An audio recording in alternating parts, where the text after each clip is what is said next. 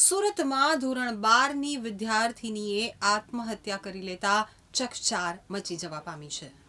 ડિંડોલી વિસ્તારમાં ધોરણ 12 સાયન્સમાં અભ્યાસ કરતી 17 વર્ષીય વિદ્યાર્થીનીએ ગળે ફાંસો ખાઈ જીવન ટૂંકાવ્યું હોવાની આઘાતજનક ઘટના સામે આવી છે. પિતાએ ભારે હૈયે કહ્યું કે તેને ડોક્ટર બનવું હતું. બાળકોએ પોતાની સમસ્યા માતા પિતાને કહેવી જોઈએ. સુરત શહેરમાં વિદ્યાર્થીઓના આપઘાતના કિસ્સાઓ ચિંતાજનક રીતે વધી રહ્યા છે. ત્યારે ફરી એકવાર ડિંડોલી વિસ્તારમાં ધોરણ 12 સાયન્સમાં અભ્યાસ કરતી વિદ્યાર્થીનીએ ગળે ફાંસો ખાઈ જીવન ટૂંકાવ્યું હોવાયું છે. તો પરિવારના સભ્યો ઘરમાં નિંદ્રાધીન હતા ત્યારે વિદ્યાર્થીનીએ અચાનક અંતિમ પગલું ભરી લેતા સમગ્ર પરિવાર ઊંડા શોકમાં ગરકાવ થઈ ગયો છે. આ આપઘાત પાછળનું ચોક્કસ કારણ હજુ સુધી જાણી શકાયું નથી, જેના લીધે અનેક તર્ક વિતર્ક સર્જાયા છે. તો ઘટનાની જાણ થતાં જ ડિંડોલી પોલીસ કાફલો સ્થળ ઉપર દોડી ગયો હતો અને વિદ્યાર્થીનીના મૃતદેહને પોસ્ટમોર્ટમ અર્થે ખસેડી અને કાયદેસરની કાર્યવાહી હાથ ધરી હતી.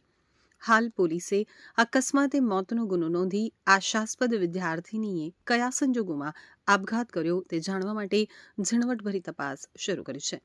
વિદ્યાર્થીઓના આપઘાત રોકવા સરકારી ગાઈડલાઈન 100 વિદ્યાર્થી દીઠ એક કાઉન્સેલર રાખવા આદેશ આપવામાં આવ્યો છે. તો ગુજરાતમાં સ્કૂલ, કોલેજ અને યુનિવર્સિટીમાં વિદ્યાર્થીઓની આત્મહત્યાની વધતી ઘટનાઓને ધ્યાનમાં રાખી અને રાજ્ય સરકારે આદેશ જારી કર્યો છે.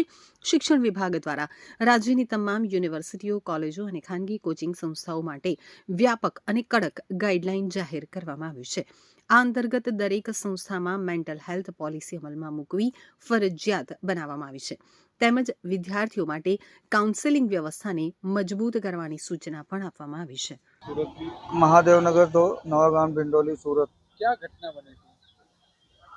ऐसा तो नहीं, सुबह में सो के उठे सब नॉर्मल ही था।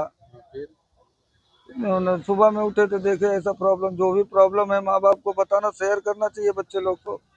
कोई भी बच्चे का हो, हमारा ही नहीं, कोई भी बच्चे हो, माँ बाप को शेयर करना चाहिए कि हमें ये प्रॉब्लम है, तभी माँ बाप उसका सोल्यूशन निकाल सकते हैं। कोई आपको ऐसा कोई बात ही नहीं की थी? कुछ नहीं, मम्मी उसकी नहीं है, चाची है, हमें सब है। मम्मी गाँव गई थी शादी में। कितनी उम्र थी और क्या करती थी लड़की? लड़की तो 12वीं में पढ़ती थी, साइंस से। उसको हम पढ़ा रहे थे, कैसे भी करके दिखता, बोली पापा डॉक्टर बनना है मुझे।